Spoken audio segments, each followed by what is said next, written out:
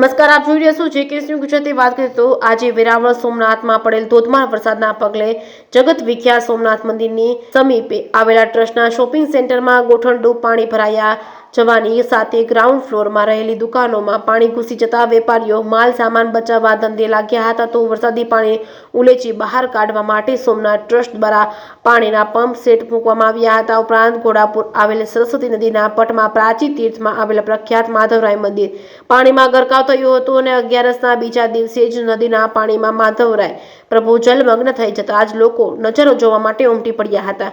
જે ગુજરાતી સાથે મહેશ વાજા, સોમનાથ.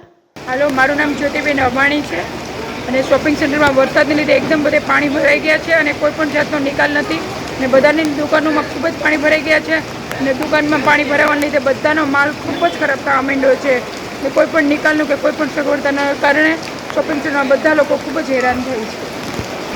આપ જોઈ રહ્યા છો બધાની દુકાનોમાં કઈ રીતના પાણી અત્યારે ખૂબ જ ભરાઈ ગયા છે અને અત્યારે જો પેલું શું કહેવાય, આ બધા એકદમ બધા પાણીમાં બધાના માલના અંતે ને બધું તરવા માંડ્યા છે. કઈ નુકસાન તમારું? હા, બધો માલ નીચેથી છે, બધા અત્યારે ઉપર ચડાવી રહ્યા છે અને જે બધો નીચે માલ છે એ બધો એકદમ ભીનો થઈ ગયો છે. ઓકે.